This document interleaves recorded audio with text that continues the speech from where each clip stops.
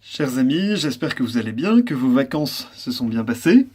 Je voulais, au terme de ces vacances, refaire une brève reprise sur le thème que nous avons commencé à aborder depuis 2 semaines sur la conversion, en vous redonnant un petit peu quelques points, et également pour nous préparer au week-end au Mondéca qui approche, qui est dans une semaine. Et c'est au cours de ce week-end que nous vous proposerons cette démarche d'effusion de l'Esprit Saint. Donc ce sera aussi l'occasion d'en dire un petit mot dans cette vidéo. Voilà, alors sur la conversion, nous en parlons depuis 2 semaines. Il y a les textes que je vous ai donnés aussi par mail, que vous avez peut-être lus. Alors je voudrais redire quelques petits points. Tout d'abord, sur ce mot conversion, il faut savoir qu'il existe deux verbes principaux en grec pour dire la conversion. Épistrepho qui signifie se retourner, revenir, se détourner, avec l'idée de changer radicalement de direction. Ou encore le verbe métanoéo, qui lui signifie davantage le changement de mentalité. Le préfixe méta signifie la transformation, par exemple la métamorphose, qui veut dire le changement de forme, et noéo, qui signifie l'acte de connaissance ou d'intelligence. La métanoïa signifie donc un changement de mentalité, qui touche à la fois le cœur, l'intelligence, la volonté, une façon différente de voir le monde.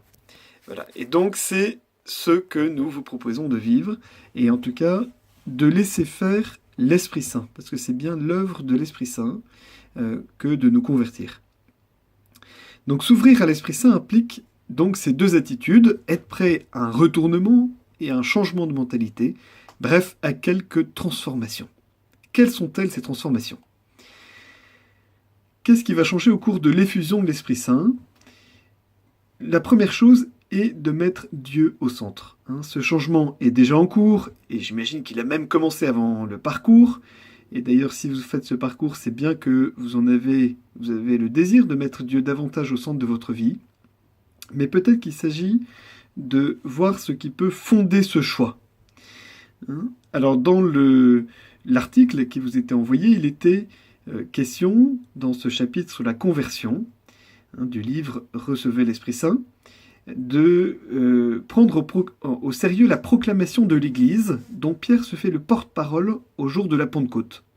En Acte 2, 36, « Que toute la maison d'Israël le sache donc avec certitude, Dieu l'a fait et Seigneur et Christ, ce Jésus que vous avez crucifié. » Alors commençons par Jésus-Christ, qui revient à dire Jésus Sauveur.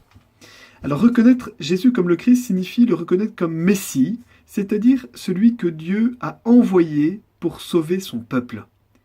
Mais pour nous sauver de quoi ? Pour nous sauver de nos péchés, comme l'indique le nom même de Jésus, Dieu sauve, qui est révélé à Joseph dans l'Évangile selon saint Matthieu, au chapitre 1, les versets 21. Marie, son épouse, enfantera un fils auquel tu donneras le nom de Jésus, car c'est lui qui sauvera son peuple de ses péchés. Voilà cette première et excellente nouvelle que nous avons à accueillir. En Jésus, Dieu nous sauve de nos péchés. Et il s'agit donc d'en profiter. La réconciliation, c'est comme les frites McCain, ce sont ceux qui en parlent le moins qui en mangent le plus. Il s'agit donc de ne pas seulement en parler, mais surtout d'en vivre. De vivre du salut que Dieu nous offre. Vous aurez l'occasion au cours de la retraite de vivre le sacrement de réconciliation. Il s'agit de se préparer dès maintenant à cette étape, en demandant au Seigneur de nous éclairer tout au long de cette semaine sur ce qui nous sépare de lui, sur ce qui nous oppose aux autres, et particulièrement à son Église, sur ce qui nous divise intérieurement, et qui fait aussi que notre lien avec le monde, la création, n'est pas aussi harmonieux et respectueux qu'il devrait l'être. Saint Paul donne une excellente description du péché lorsqu'il dit dans l'Épître aux Romains « Je ne comprends rien à ce que je fais, ce que je veux, je ne le fais pas, mais ce que je hais, je le fais. » Et il ajoute un peu plus loin au verset 21 « Malheureux homme que je suis, qui me délivrera de ce corps qui me voue à la mort ?» Saint Paul exprime là le drame dans lequel l'homme est pris, l'incapacité d'atteindre le bien que nous désirerions faire. Il s'agit de s'en rendre compte et de le reconnaître humblement en disant « J'ai péché. Ce qui est mal à tes yeux, je l'ai fait », comme dit le psaume 50. C'est le sens de l'aveu et de la contrition, c'est-à-dire le regret des péchés, qui sont les deux éléments constitutifs de la part du pénitent dans le sacrement de réconciliation. Reconnaître ses fautes et en demander humblement pardon. À partir de là, la miséricorde de Dieu peut agir dans toute sa puissance pour relever et ressusciter l'homme pécheur. Extraordinaire, non ? Saint Paul le dira d'ailleurs tout de suite après, à la fin du chapitre 7 de la lettre aux Romains, dans une grande exclamation « Mais grâce soit rendue à Dieu par Jésus-Christ notre Seigneur. » Le Christ m'a délivré de la loi du péché et fait de moi un enfant de Dieu, vivant dans l'Esprit Saint. C'est tout le chapitre 8 de la lettre aux Romains qui est aussi très beau sur la vie dans l'Esprit Saint. Ça va sur ce point ? Reconnaître Jésus comme Christ, c'est-à-dire comme Sauveur, signifie d'accepter de se laisser sauver par lui. La Vierge Marie elle-même s'est laissée sauver par Dieu. Le saviez-vous ? En tout cas, elle en témoigne dans son cantique d'action de grâce, le Magnificat, que l'on trouve au chapitre 1, verset 47 de l'Évangile de Luc. « Mon âme exalte le Seigneur, dit Marie, exulte mon esprit en Dieu, mon Sauveur. » Vous savez, nous laisser sauver par Dieu, ce n'est pas l'histoire d'un instant, c'est l'aventure de toute une vie. Il s'agit de se laisser conquérir par Dieu, de le laisser prendre petit à petit possession de tout notre être. Et cela ne se fait pas d'un seul coup, parce que souvent nous résistons à son œuvre, et aussi parce qu'il faut du temps pour que nous comprenions, mûrissions. Et de ce point de vue-là, Dieu est très patient. Il ne force pas les choses, mais nous demande de nous laisser faire, de lui laisser le soin de faire son œuvre. Voilà. Et ensuite, il nous permet progressivement de passer des caps et de faire de grands pas en avant, quand c'est lui qui les fait avec nous. Et pour cela, il a besoin de notre consentement. Saint Augustin dit que si Dieu nous a créés sans nous, c'est vrai, qui d'entre nous a demandé de venir à l'existence ? On est arrivé là, sans le vouloir. Si Dieu nous a créés sans nous, il ne nous sauve pas sans nous. C'est-à-dire qu'il a besoin de notre coopération, de notre acquiescement, l'acquiescement de notre volonté, de l'humble exercice de notre liberté. L'œuvre de salut que Dieu opère passe aussi par nous. Et même il l'opère en nous, à travers nous, en suscitant notre liberté. Saint Paul l'exprime avec clarté dans la lettre aux Philippiens, où au chapitre 2, verset 12, après avoir dit aux Philippiens « Travaillez à votre salut », il ajoute tout de suite après « Car c'est Dieu qui agit pour produire en vous la volonté et l'action, selon son projet bienveillant. » Car c'est Dieu qui agit pour produire en vous la volonté et l'action. Alors si parfois nous manquons de volonté, eh bien confions-nous à Dieu, c'est lui qui va nous la donner pour justement coopérer à ce salut. Alors nous aussi, laissons au Seigneur le soin de faire son œuvre de salut en nous, de le laisser faire en nous associant à son œuvre, en y consentant. Et même si nous sentons plein de faiblesse, confiance, Dieu se satisfait de notre bonne volonté, il agit vraiment pour nous. À ce titre-là, vous trouverez dans le livret de prière que je vous ai transmis une belle prière de Saint Claude la Colombière adressée au Sacré-Cœur de Jésus. À travers le cœur de Jésus, c'est à Jésus lui-même qu'il s'adresse, où il dit « Je sens en moi une grande volonté de vous plaire et une grande impuissance d'en venir à bout, sans une grande lumière et un secours très particulier que je ne puis attendre que de vous. Faites en moi votre volonté, Seigneur. Je m'y oppose, je le sens bien. Mais je voudrais bien, ce me semble, ne pas m'y opposer. C'est à vous à tout faire, divin cœur de Jésus-Christ. » C'est à vous à tout faire, divin cœur de Jésus-Christ. Et c'est vraiment ce que nous désirons vivre dans cette démarche d'effusion de l'Esprit Saint, nous disposer à ce que Dieu fasse tout pour nous. C'est super ça quand même, hein? Nous disposer à ce que Dieu fasse tout pour nous, fasse son œuvre de salut. Hein? N'est-ce pas là une belle manière de reconnaître que Jésus est notre sauveur, que Jésus est mon sauveur, celui qui me sauve personnellement. Comme dit saint Pierre, dans les Actes, au chapitre 4, verset 12, « En nul autre que Jésus, il n'y a de salut, car sous le ciel, aucun autre nom n'est donné aux hommes pour qu'ils puissent nous sauver. » Si nous voulons nous disposer à ce que Dieu fasse tout pour nous, il nous faudra aussi nous disposer à ce que Dieu fasse tout ce qu'il veut de nous et en nous, sans lui mettre d'obstacles. Et c'est ce que nous allons voir maintenant avec la reconnaissance de Jésus comme Seigneur. Le deuxième point, après celui de reconnaître Jésus comme Sauveur, c'est celui de le reconnaître comme Seigneur, disposant du même titre que Dieu lui-même, c'est-à-dire de reconnaître la divinité de Jésus, de toute éternité, de toujours à toujours, mais plus encore, depuis sa résurrection et son ascension à la droite dans le ciel, de le reconnaître comme roi de celui qui règne avec le Père. Il est le Messie ressuscité, glorifié, c'est-à-dire entré dans la gloire de Dieu, plein de la gloire et de la présence de Dieu. Le Messie exalté, c'est-à-dire élevé à la droite de Dieu. Lors de l'ascension, quelque chose de tout nouveau se produit. Jésus accède comme homme auprès du Père. Il avait de tout temps accès à Dieu comme Fils engendré éternellement, mais en se faisant homme, le Fils unique de Dieu s'est rendu solidaire de tous les hommes. Ainsi, en entrant dans la gloire du Père, il attire avec lui tous les hommes. Et toujours intimement unis à lui par la foi, par le baptême, il nous dispense surabondamment ses dons. Et le don par excellence, c'est l'Esprit Saint, la présence même de Dieu, Dieu lui-même, son amour personnel, qu'il répand sur qui il veut, et sur qui veut bien le recevoir, sur qui est prêt à s'ouvrir à ce don. Reconnaître Jésus comme Seigneur, c'est donc croire à l'égale dignité du Père et du Fils. Ainsi, en pleine possession des biens que le Père lui a remis, il est en mesure de dispenser largement cet Esprit Saint à qui il le veut.